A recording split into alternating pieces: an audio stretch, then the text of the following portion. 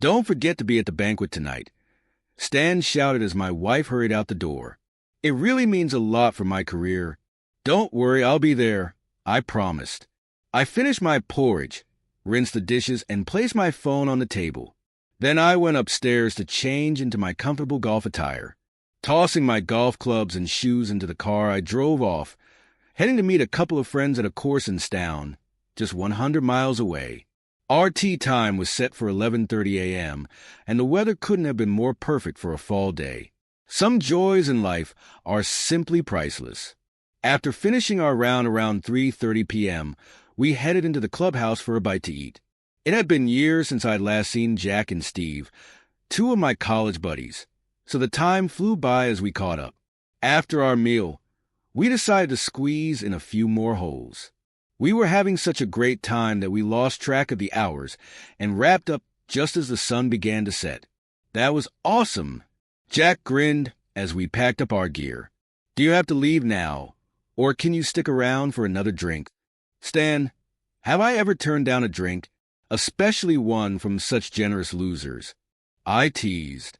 We laughed and headed to the bar, knocking back a couple of beers while reminiscing about our glory days. I found myself thinking that I should make an effort to see Jack and Steve more often. As I drove home, my mood slowly began to shift. I could already picture Bry's reaction when I walked through the door, furious. I started brainstorming how to calm her down, chuckling to myself at the predictability of the coming argument. Sure enough, the moment I stepped into the living room, Bry greeted me with fire in her eyes. "Where the hell have you been?" she demanded. "I told you this banquet was very important to me. You promised to be there by 6. "Sorry, darling," I said, scrambling for an excuse. "The boss had me downtown. The traffic was terrible. I just got back." Bry folded her arms, unimpressed. "I talked to Tom," she shot back. "He was home by 6:30, and he said you took time off work today. You didn't even bother showing up, and you left your phone on the kitchen table, so I couldn't reach you." Her voice grew sharper with every word. "You're a terrible liar and an even worse husband." Well, now that we've gotten that out of the way, I shrugged, feigning defeat. "I'm exhausted. Can we just call it a night?" Bry's eyes flared. "You just admitted to lying. How about you try telling me the truth for once?" I sighed dramatically, deciding to embrace the absurd. "All right, fine. I began. Here's the truth. I was kidnapped.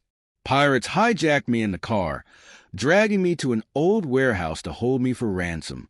But then aliens showed up.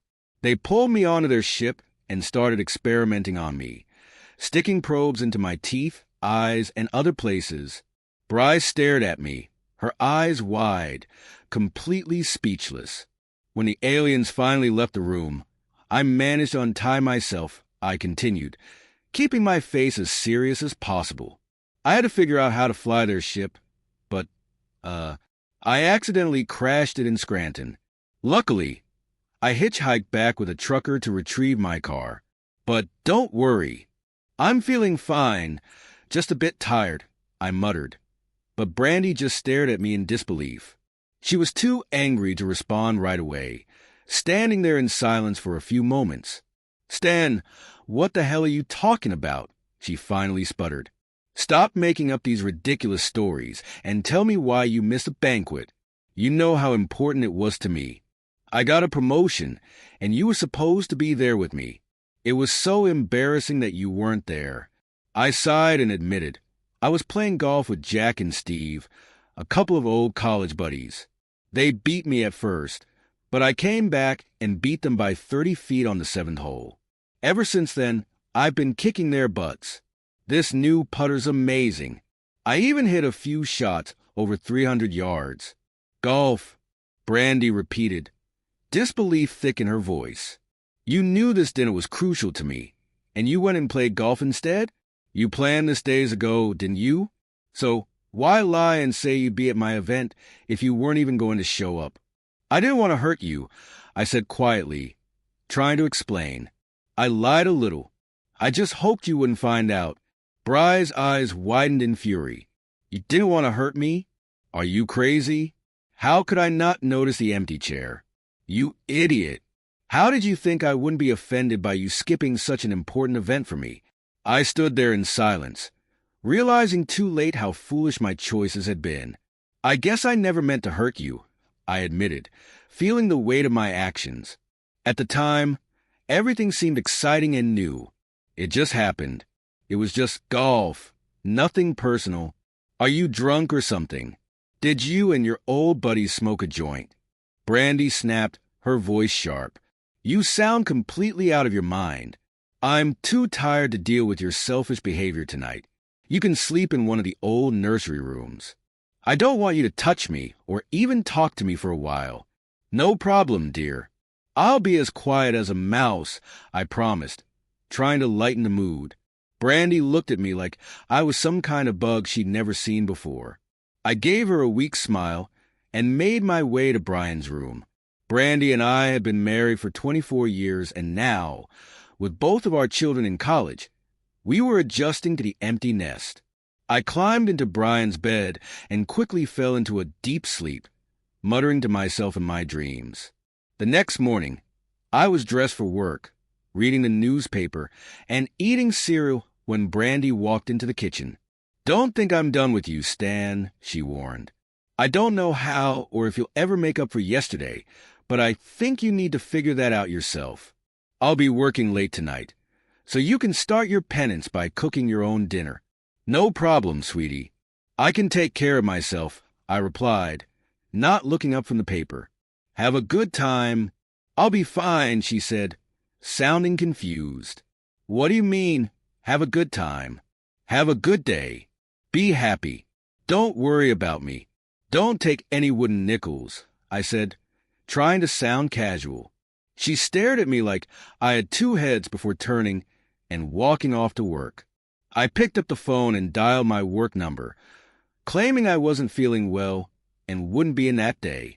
I spent the morning shopping and finally came across something I'd been wanting for a while at Best Buy. Without hesitation, I ordered the largest flat-screen TV I could find. I had the TV set up just in time for the evening news. It worked so well that I couldn't help but be distracted by the anchorwoman's cleavage. The TV was massive, taking up an entire wall in the living room, and it even blocked the closet door, but it was worth it. I called a few guys from work and invited them over to watch the first game of the World Series. We ordered pizza and ribs from a nearby place when Brandy walked in and saw the huge TV and the guys sitting around. Her face was a picture of shock. Harry, our accounting guy, stood up and shook her hand. Congratulations on the promotion. That TV is incredible. You're lucky to have a wife like her, Stan, he raved. Thank you. Thank you very much, Brandy replied, hesitating, clearly caught off guard. I'm really tired, so I'm going to leave you guys to watch the game. I'm heading to bed. As she left the room, I thought to myself that maybe she hadn't taken it as badly as I'd feared. The next morning, I was reading the paper when Brandy walked into the kitchen. You're going to get that damn monster out of here and take it back to the store before I get home from work tonight, she shouted. Can you hear me, Stan? I hear you, honey. No need to raise your voice, I grinned. I'm not deaf. The door slammed behind her so hard that I thought the glass in the windows might shatter. That evening, as I was watching Cheers, Brandy walked into the living room. I thought I told you to return that thing today, she began. You said you heard me and that I didn't need to raise my voice. Now I come home, and it's still here. What part of that didn't you understand, you idiot? I glanced up at her, a bit annoyed. I've never understood why Norm is on this show. He's not even funny. Foam and saliva practically flew from Bry's mouth as she tried to form a coherent sentence, her face turning crimson. Stan, listen to me, she yelled. I told you to return the TV, but you didn't do it. I didn't buy it to send it back, honey, I replied with a smile. I like it, and I'm keeping it. I understand what you said earlier, I continued, but the real issue here isn't that I didn't understand you. It's that I didn't follow your instructions. You didn't expect me to defy you, did you? Brandy stood frozen, caught off guard. This was a new situation for her, and she didn't know how to handle it. "What's happened to you, Stan?" she asked. "You skip an important event with weak excuses. Then go ahead and buy a huge, expensive TV without consulting me first.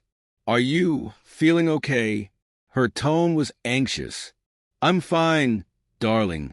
Thank you for asking," I said, trying to stay calm. I knew that if I asked about the TV, you'd tell me it was a bad idea, so I decided to skip the argument and just ordered it. It's easier that way, and it doesn't hurt anyone. It does hurt, Stan. Brandy groaned. "This thing is too big for the room. I can't even vacuum around it. You spent a lot of money on something that doesn't fit our house, and you didn't even discuss it with me first. How could you think it wouldn't hurt?" "I understand," I admitted. "I should have thought about how this would affect you before I went ahead with it. Can I return it?" "Yes, I think that would be a good idea," Brandy replied. "But I prefer it done tomorrow, not Monday." "I'll take care of it, I promise," I said, although I had no real intention of following through. Brandy sighed. "I'm working tomorrow afternoon. I hate working on Saturdays, but that's how I got the promotion, so please take care of it while I'm gone."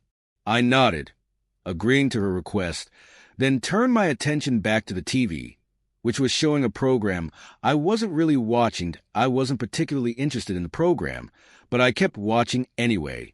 Saturday afternoon, I called Bry's parents and invited them for lunch. We met at a cafe where I introduced them to Cindy Walsh, who had been waiting for me. Cindy seemed exhausted, and I wondered if she was managing okay. Bry's parents barely acknowledged Cindy and seemed focused only on the free meal I was treating them to. At 3 p.m., we followed Cindy to her house and parked behind her in the driveway. She invited us into her tastefully decorated living room. After a moment, Cindy approached the security system remote and pressed a few buttons. Suddenly, the sound of sirens filled the room, and an automated voice ordered all intruders to leave the premises immediately. Before anyone could react, the door swung open and Cindy's husband, Charles, burst into the room holding a bat. He was completely naked and in a state of semi-arousal. Not recognizing either Bry's parents or me, he swung the bat threateningly. "Get the hell out of here before I beat your brains out," he shouted, pulling the bat back for another swing. Just as I thought about stepping in, we heard a scream. "Mom! Dad! Stan! What are you doing here?"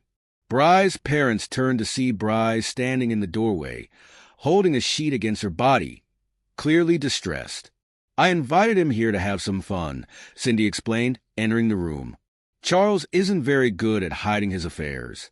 I knew he was having one when I had to go to Philadelphia for the weekend, and I even guessed it would be you, Mrs. Burns, based on how attentive he was to you at the banquet last night." I stood up and nodded at Bry's parents, then walked over to Cindy, shaking her hand. I glanced over at Charles and Bry before turning back to Bry. "Your game's playing tonight, and I don't want to miss it on my big screen. When you're done here, you're taking your parents home, right, Bry?" I asked. "I'm sure they won't mind waiting a bit. I'll entertain them during the commercials, but it won't be with the TV." Once the game ended, I carried Bry's clothes into the living room. Bry reluctantly walked through the door, looking around at the mess. "Stan, please don't do this," she pleaded, staring at the pile of her belongings. "It was just an affair, nothing more. I never meant for you to get hurt. You weren't supposed to find out. You were supposed to trust me. We've had too many years together to just throw it all away like this." I pointed to the empty chair across the room. How could I not notice that damn empty chair? I said, my voice steady, "This marriage meant everything to me, and you went and betrayed me with him." Brandy started to cry. "I love you, not him. Maybe you do, maybe you don't. It doesn't matter anymore," I replied, my voice calm but firm. "You were furious with me when I skipped your event, something that was really important to you, and now you slept with your boss. Isn't that a bit worse than wasting time on golf?" "I'm suffering, believe me, Stan," Brandy said, her voice shaking. "My dad called me all kinds of names. They think I'm cheap. I can't work with Charles again. Can't we just put this affair behind us? Your affair is something I can't just forget about, Brandy, I replied evenly. I've seen how you behaved over the last few days. The lies, the disrespect, the inability to trust you. I can't live with a woman like that. Can you? Brandy looked away, tears streaming down her face. Take your bed, Brandy, I said, my tone hardening. My lawyer will contact you on Monday. The TV stays and you don't.